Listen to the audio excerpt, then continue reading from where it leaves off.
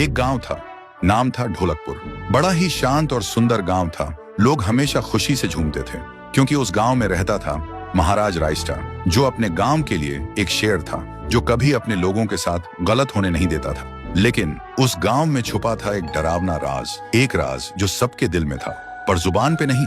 गांव के बीच एक सूखा हुआ पेड़ था जिसे लोग कहते थे श्रापित पेड़। ना कोई उसके पास जाता, ना कोई उससे आंख मिलाता। हर पूर्णिमा के अगले दिन उस पेड़ के नीचे एक लाश मिलती थी। लोग कहते रात में कोई आता है और लाश छोड़ जाता है, लेकिन कभी किसी ने कुछ देखा नहीं और देखता भी कैसे। जो देखता वो अगले दिन पेड़ के नीचे होता था। एक दिन रायस्टार ने ठान लिया, बस अब और नहीं, इस राज का अंत मैं ही करूंगा, क्योंकि ढोलकपुर का नाम मिट्टी में मिल रहा था।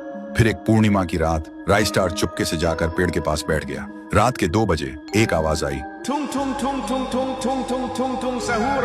और फिर वो पेड़ भूत में बदल गया। वो भूत कुछ अजीब सा था, एक भयानक शैतानी हंसी वाला चेहरा, आंखें बड़ी बड़ी। वो पेड़ चल के एक घर के गेट को जोर जोर से खटखटाने लगता है। तभी एक आदमी डर के मारे आवाज सुन के बाहर निकलता है। वो भूत अपने लकड़ी जैसे हाथ से एक ऐसा थप्पड़ मारता कि उसकी सांस वहीं थम जाती है और उसी जगह उस लाश को ले जाता है और वापस फिर से पेड़ बन जाता था। देखते ही रायस्टार का दिल कांप जाता है, पर वो कुछ बोलता नहीं।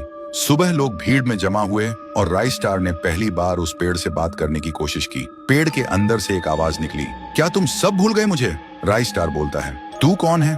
पेड़ बोलता है, मैं हूँ ठुन ठुन ठुन साहुर। एक वक्त था जब मैं भी इस गांव का एक प्यारा सा बच्चा था, लेकिन 100 साल पहले मुझे इसी पेड़ से रस्सी बांधकर उल्टा लटका दिया गया, गांव वालों की आंखों के सामने, और मेरी मौत को तमाशा बना दिया गया, सिर्फ इसलिए क्योंकि मैंने एक राज देख लिया था जो लोग छुपाना चाहते थे।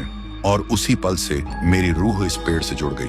उस दिन से मैं इंसान नहीं, एक सज्जा बन गया, और हर पूर्णिमा में एक राजदार को चुनता हूँ और फिर उसे उसकी खामोशी का हिसाब देता हूँ। रायस्टार बोलता है, लेकिन अब तो वो लोग मर चुके हैं ना जो तेरा कसूरवार थे। अब तू मासूम लोगों को क्यों मार रहा है? पेड़ कुछ देर चुप रहता है, फिर बोलता है, ठीक है, बस एक बार मुझे याद करो, एक दिया जला दो, फिर मैं कभी किसी को नहीं मारूंगा। फिर रात में सब लोग आते हैं, एक एक दिया जलाते हैं, और तभी पेड़ अपने आप से आग पकड़ लेता है और आखिर में मुक्ति मिलती ठुन ठुन ठुन साहुर को।